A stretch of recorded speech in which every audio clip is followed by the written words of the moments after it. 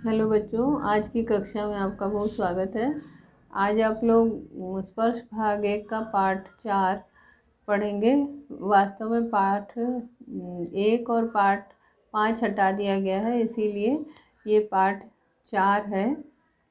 इसकी संख्या पाठ 4 हो रही है, जिसका शीर्षक है धर्म की आड़।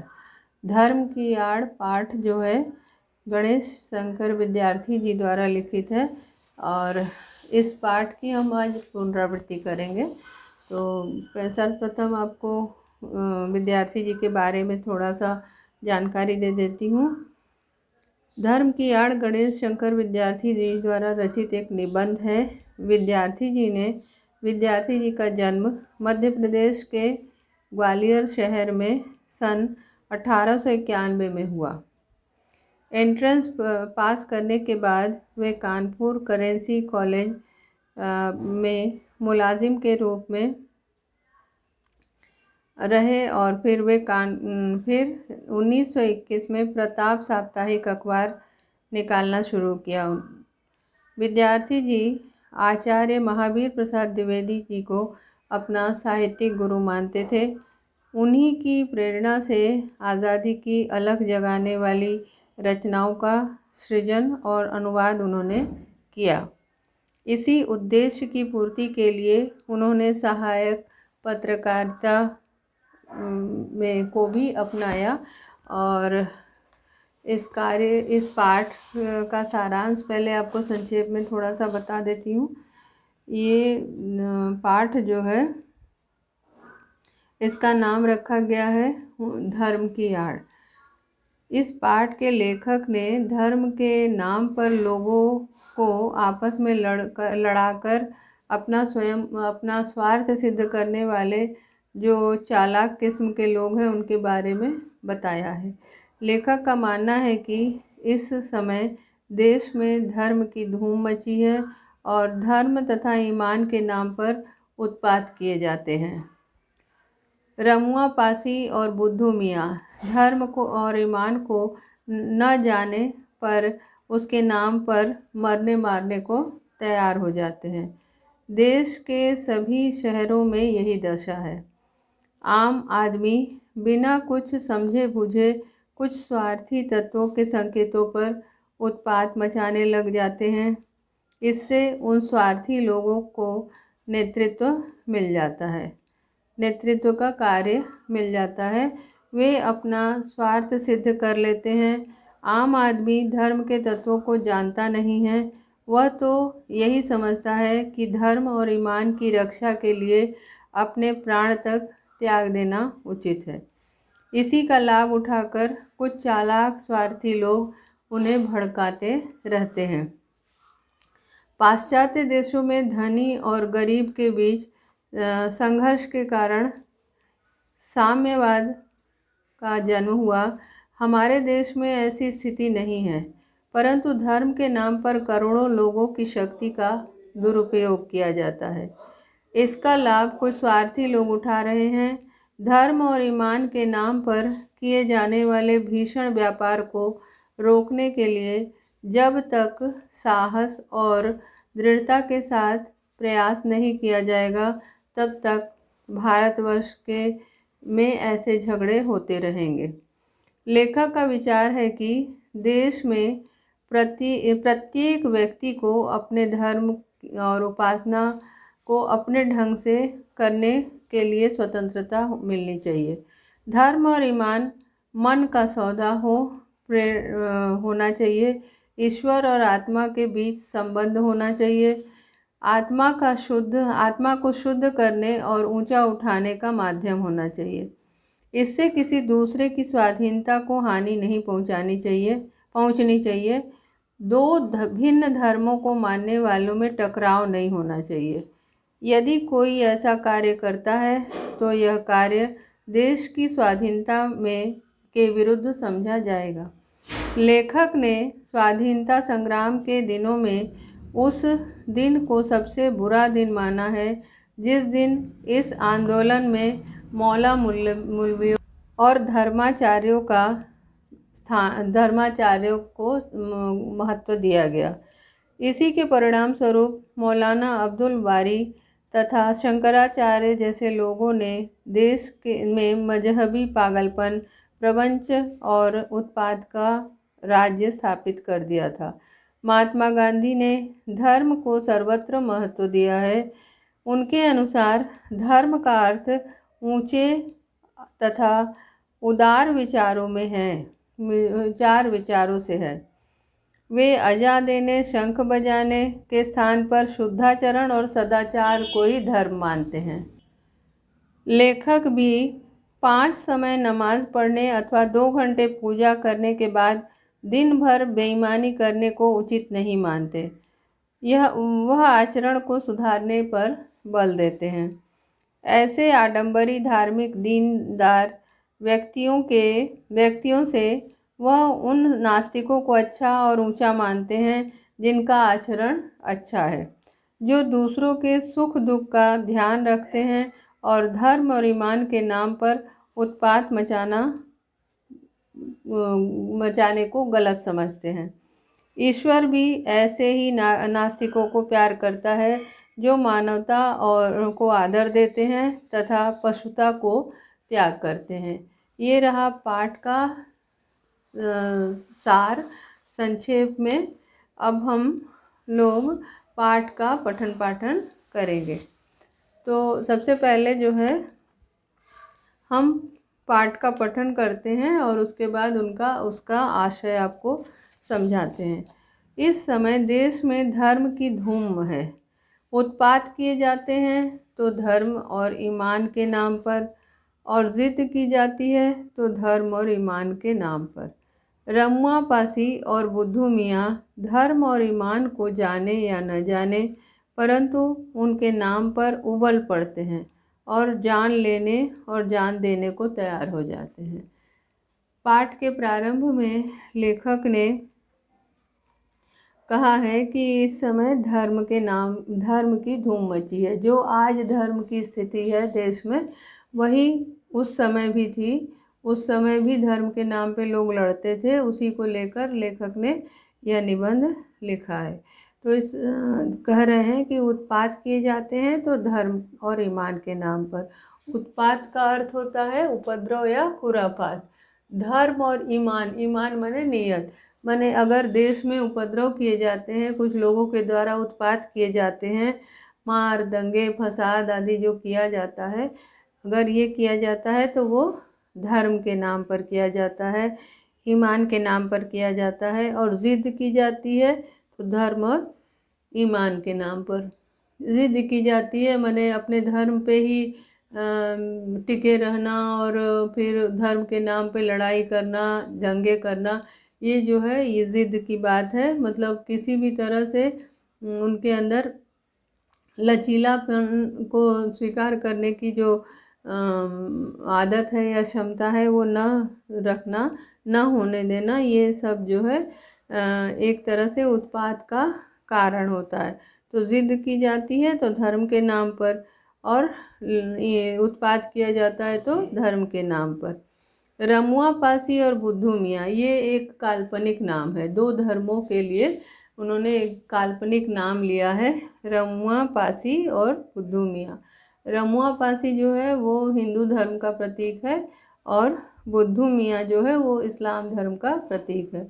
यानी कि जो हिंदू धर्म को मानने वाले लोग हैं और जो इस्लाम धर्म को मानने वाले लोग हैं, वे क्या करते हैं, वे धर्म के वास्तविक रूप को जाने या न जाने, उनको धर्म के नाम पर उबल पड़ना उचित लगता है। उबल पड़ना का यानी गुस्सा होना।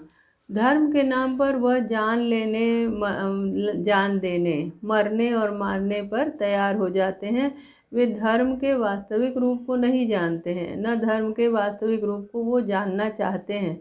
लेकिन हिंदू और मुसलमान जो धर्म के वास्तविक रूप को नहीं जानते हैं, परंतु धर्म और ईमान के नाम पर जान लेना और जान देना वे उचित समझते हैं।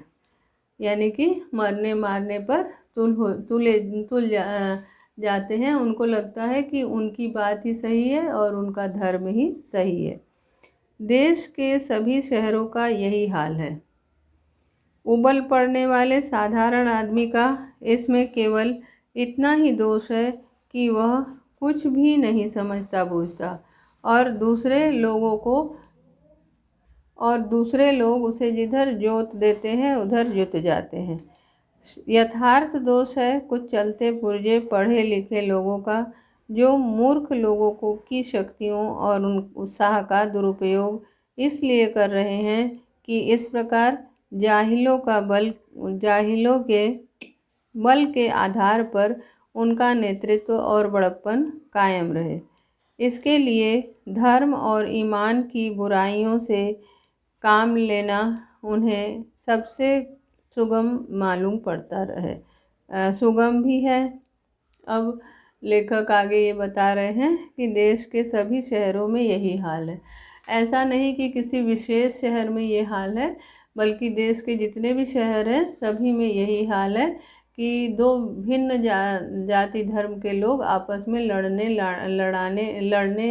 मरने मारने पर आमादा हो जाते हैं, तैयार हो जाते हैं।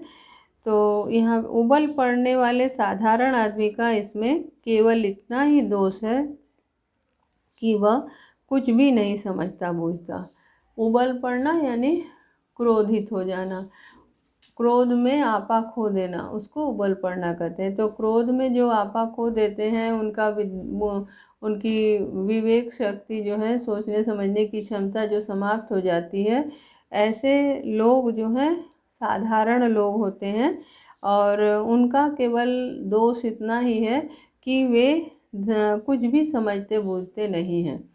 क्या करना है, क्या उचित है, क्या अनुचित है, इसके बारे में न समझते हैं, न समझने की चेष्टा करते हैं और दूसरे लोग उसे जिधर जोत देते हैं उधर जुत जाते हैं। और दूसरे लोग मतलब कि जो स्वार्थी किस्म के लोग हैं, जो उनका उपयोग करते हैं, वे लोग उन्हें जिधर लगा देते हैं। जोत देते हैं, जोत देना माने किसी काम में लगा देना, और जुत जाना माने लग जाना। मतलब कि जो स्वार्थी किस्म के लोग हैं वे उन्हें जिस कार्य में लगा देते हैं वे उसमें लग जाते हैं। यानी कि उनको धर्म के नाम पर यदि लड़ाया जाए और कहा जाए कि तुम्हारा धर्म श्रेष्ठ है और दूसरे का धर्म ठीक नहीं है, उन्हें तुम्हें मारना है, उन्हें तुम्हें नुकसान पहुंचाना है, तो वे इस बात के तह तक नहीं जानते, न तो समझते हैं, न जानना चाहते हैं। वे वही करते हैं जो उनको कहा जाता है। तो उनका दोष बस इतना ही है कि वे कुछ न समझते हैं और न समझना चाहते हैं। दूसरे लोग उसे जिधर जोत देते हैं उधर जुत जाते हैं। दूसरे लोग यानी कि जो चालाक किस्म के लोग हैं, वे उन्हें जिधर लगा देते हैं, जो समझा देते हैं उसी को वो समझ लेते हैं।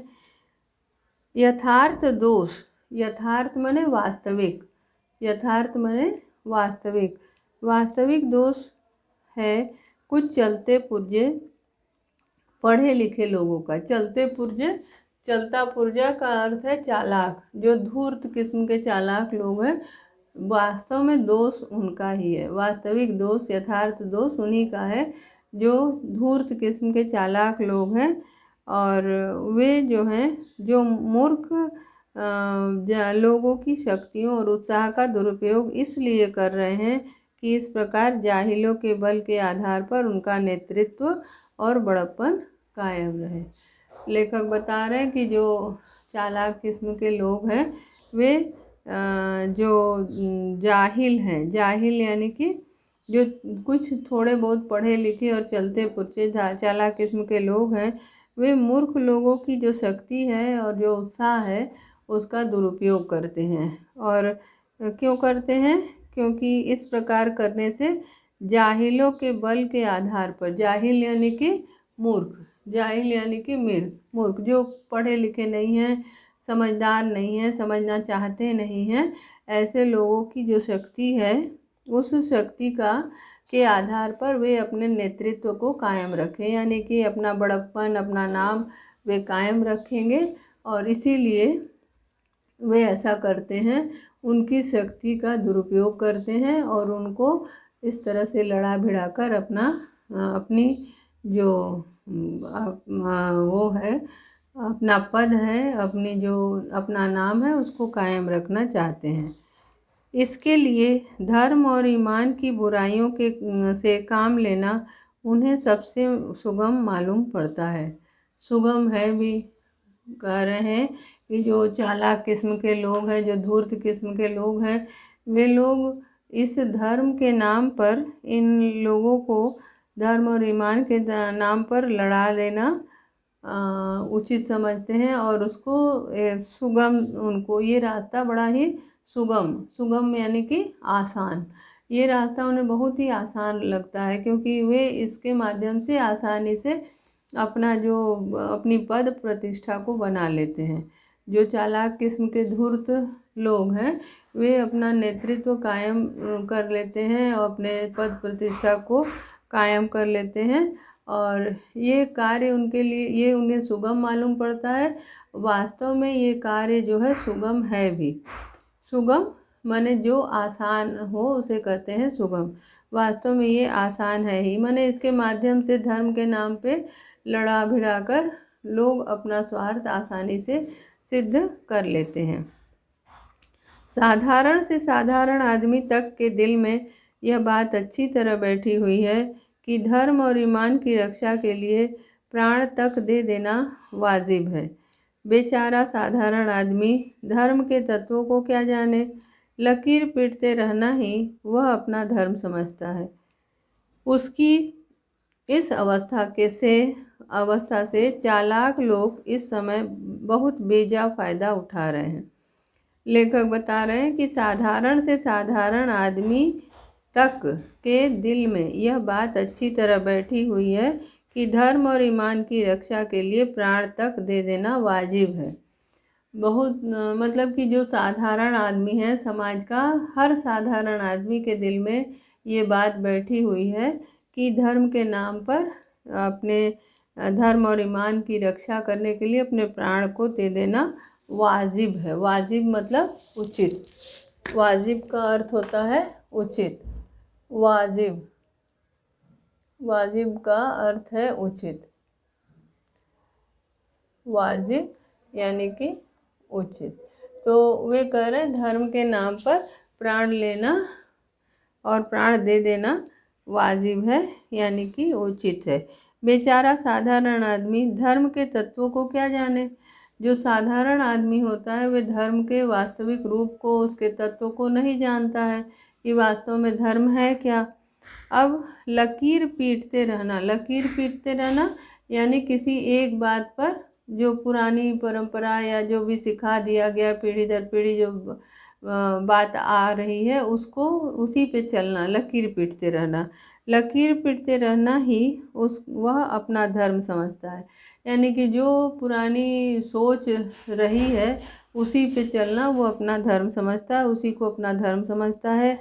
उसको उसमें उसके स्वरूप में वह कोई न बदलाव करना चाहता है न तो लाना चाहता है। बस जितना जानता है उसके स्वरूप को उतना ही वो जाने रहता है, उससे ज़्यादा वो कुछ भी बदलाव उसके अंदर नहीं करना चाहता है। उसकी इस अवस्था से चालाक लोग इस समय बहुत बेजा फायदा उठा रहे हैं। बेजा माने फालतू, बेजा फालतू माने बिना मतलब का। बेजा माने गलत भी होगा, बेजा माने फालतू या गलत।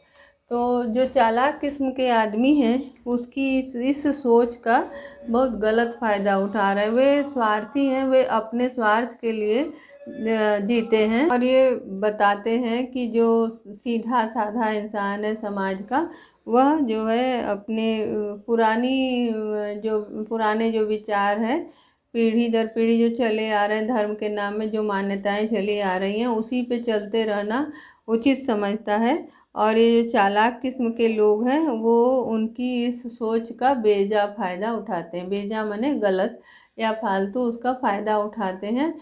इससे जो है वे अपना नेतृत्व, अपना पद जो है कायम रखते हैं और अपनी प्रतिष्ठा को बनाए रखते हैं। पाश्चात्य देशों में धनी लोगों की गरीब मजदूरों की झोपड़ी का मजाक उड़ाती हुई अट्टालिकाएं आकाश में बातें करती हैं। गरीबों की कमाई ही से वे मोटे पड़ते हैं और उसी के बल से वे सदा इस बात का प्रयत्न करते हैं कि गरीब सदा चूसे जाते रहें, और यह भयंकर अवस्था है। इसी के कारण साम्यवाद बोल्शेविज्म का जन्म हुआ। लेखक कह रहे हैं कि पाश्चात्य देशों में ऐसा नहीं है। पाश्चात्य देशों में की सोच अलग है।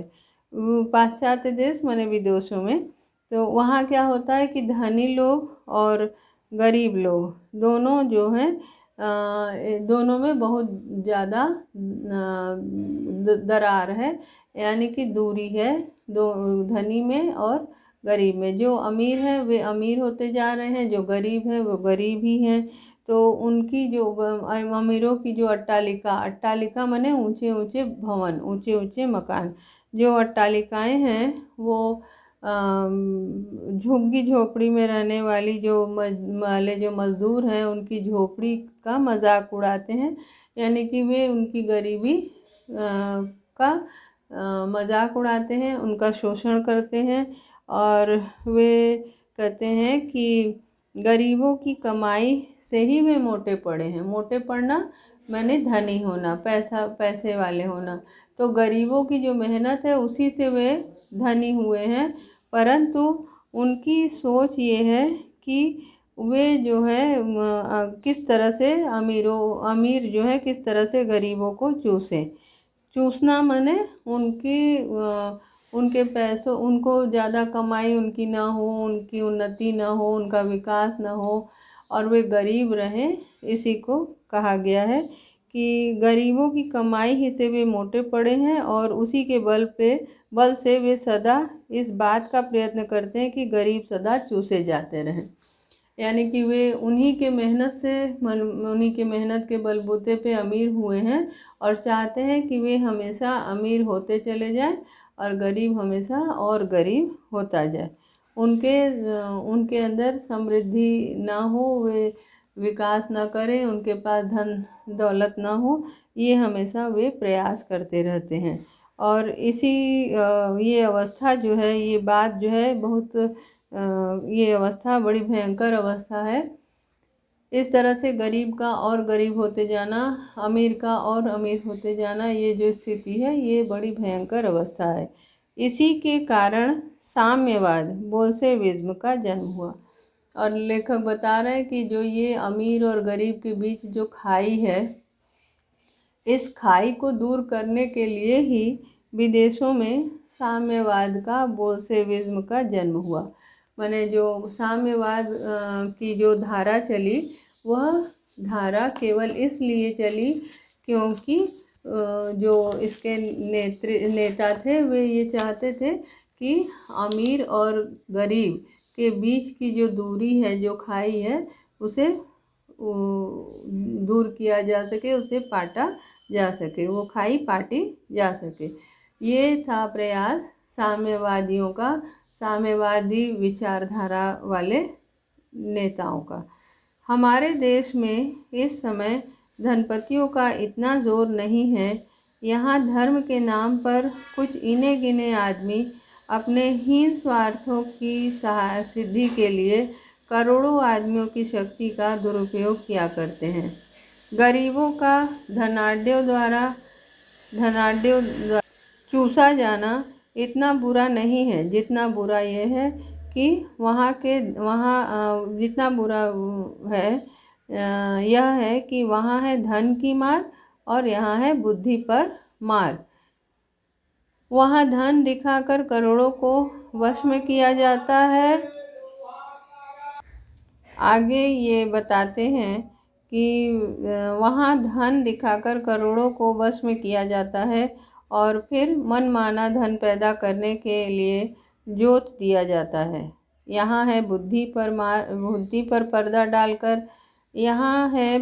पर्दा डालकर पहले ईश्वर और आत्मा का स्थान अपने लिए लेना और फिर धर्म और ईमान, ईश्वर और आत्मा के नाम पर अपनी स्वार्थ सिद्धि के लिए लोगों को लड़ाना भिड़ाना। यहाँ कह रहे हैं कि पाश्चात्य देशों और हमारे देशों के भारत के जो लोग हैं उनमें जो है बहुत फ़र्क है, बहुत अंतर है। हमारे देश में इस समय धनपतियों का इतना जोर नहीं है। धनपति किसे कहा गया? जो जिनके पास बहुत ज़्यादा पैसा होता है उसे धनपति कहा जाता है। तो हमारे देश में धनपतियों का इतना जोर नहीं है। जब ये पाठ लिखा गया है उस समय की ये बात कर रहे हैं, और लेखक ये बता रहे हैं हमारे देश में धनपतियों का जोर उतना नहीं है, माने उनका उतनी ताकत नहीं है। यहाँ धर्म के नाम पर कुछ इने गिने आदमी अपने हीन स्वार्थों की सिद्धि के लिए करोड़ों आदमियों की शक्ति का दुरुपयोग किया करते हैं। कह रहे हैं कि यहाँ पर जो कुछ लोग हैं अपने हीन स्वार्थों के लिए, हीन माने नीचे नीचे दर्जे का जो स्वार्थ है उसकी सिद्धि के लिए वे करोड़ों आदमियों की जो शक्ति है उसका दुरुपयोग करते हैं। उस शक्ति को भुनाते हैं और उस शक्ति के बदौलत वे अपना नेतृत्व कायम रखते हैं और हीन स्वार्थ की सिद्धि करते हैं। तो उनकी शक्ति का दुरुपयोग वे करते हैं। और गरीबों का धनाढ्यों द्वारा चूसा जाना इतना बुरा नहीं है जितना बुरा यह है कि यहाँ है धन की मार, वहाँ है बुद्धि पर मार। कह रहे हैं कि जो गरीब लोगों को अमीर लोग चूसते हैं, यानी उनकी शक्ति का दुरुपयोग करते हैं और उनकी शक्ति के बदौलत वे और अमीर बनते हैं, यह बात उतनी बुरी नहीं है जितना कि यहाँ पे जो भारत में होता है वह बुरी बात है कि यहाँ लोग बुद्धि पर मार करते हैं। यानी कि वहाँ है धन की मार माने धन की जो उनकी शक्ति का दुरुपयोग करके, गरीबों की शक्ति का दुरुपयोग करके धन कमाते हैं और कुछ लोग धनी होते जाते हैं। जबकि हमारे भारतीय देशों में ऐसा है कि भारत में ऐसा है कि लोगों की बुद्धि पर मार, यानी बुद्धि को ही कुंद कर देते हैं, सोचने समझने की क्षमता को समाप्त कर देते हैं। और यह जो है धन दिखाकर करोड़ों को बस में किया जाता है और फिर मनमाना धन पैदा करने के लिए जोत दिया जाता है। और ये विदेशों की बात है कि विदेशों में क्या करते हैं कि धन की लालच दिखाकर गरीबों को अपने वश में कर लिया जाता है और अपने धन के बदले में उनसे मनमाना काम करवाया जाता है और खुद वे जो काम चाहते हैं, जिस काम में लगाना चाहते हैं उस काम में वे लगाते हैं और इस के माध्यम से वे मनमाना धन पैदा करते हैं। यानी कि उनकी शक्ति का दुरुपयोग करते हैं, उनका शोषण करते हैं और उनका शोषण करके खुद धनी बनते चले जाते हैं। ये है विदेशों की स्थिति। जबकि हमारे यहाँ क्या है, बुद्धि पर पर्दा डालकर पहले ईश्वर और आत्मा का स्थान अपने लिए लेना। यहाँ पे ये है कि लोग जो है जो चालाक किस्म के लोग हैं वे उनकी बुद्धि पर पर्दा डाल देते हैं, मतलब उनको इतना उकसाते हैं, उनको इतना बरगलाते हैं धर्म और ईमान के नाम पर कि उनकी सोचने समझने की क्षमता समाप्त हो जाती है और इस प्रकार वे खुद को ईश्वर का दर्जा अपने लिए ईश्वर का दर्जा ले लेते हैं। यानी अपने आप को ही वे उनकी नज़र में ईश्वर साबित करते हैं और आत्मा का स्थान अपने लिए लेते हैं। ईश्वर और आत्मा का स्थान, यानी कि अपने आप को ईश्वर के स्थान पर रख लेते हैं। उनकी दृष्टि में वो जो नासमझ लोग हैं, मूर्ख लोग हैं, उनकी दृष्टि में वे खुद को ईश्वर साबित कर लेते हैं और इस प्रकार वे खुद को ईश्वर बनाकर धर्म और ईमान और ईश्वर के नाम पर अपनी स्वार्थ सिद्धि करने के लिए लोगों को लड़ाते भिड़ाते हैं। वे इस प्रकार लोगों को लड़ाने भिड़ाने का काम करते हैं। कार्य अत्यंत गलत है और इसकी मतलब जो इसके कारण जो है कुछ गरीब नासमझ लोग जो है बुरे फंसते हैं और वे उनकी शक्ति का नाजायज़ फ़ायदा उठाते हैं, उनकी शक्ति का दुरुपयोग करते हैं, उनको आपस में लड़ाने भिड़ाने का काम करते हैं और इस प्रकार देश में जो जातीय या धार्मिक दंगे होते हैं इससे धार्मिक दंगे, मतलब लोगों के अंदर दूरी पैदा होती है, लोगों के अंदर एक धार्मिक उन्माद पैदा होता है, जिससे देश की स्थिति खराब होती है। देश की स्थिति मतलब लोगों की शक्ति का दुरुपयोग होता है और वे गलत कामों में लग जाते हैं। ये हमारे देश की स्थिति है। जबकि विदेशों में क्या होता है कि विदेशों में गरीबों को धन का लोभ दिखाकर उनसे नाजायज़ ढंग से उनसे पैसे कमाते हैं। मतलब उनको धन से वे कुछ धन के माध्यम से धन का लोभ दिखाकर उनको उनसे कुछ ऐसे कार्य करते हैं जिससे वे खुद अमीर हो जाते हैं और ये गरीब और भी गरीब होते चले जाते हैं। लेकिन उससे भी बुरी स्थिति हमारे देश में है, जबकि हमारे देश में धर्म और ईमान के नाम पर कुछ सीधे साधे लोग को लड़ाया भिड़ाया जाता है और लड़ा भिड़ा कर वे जो चालाक लोग हैं वे अपनी स्वार्थ सिद्धि करते हैं, खुद को ईश्वर के स्थान में रख लेते हैं। तो कुल मिलाकर हमारे देश की स्थिति ज़्यादा खराब है। अब हम लोग आज का पाठ यहीं समाप्त करते हैं। अगली कक्षा में फिर मिलेंगे। धन्यवाद।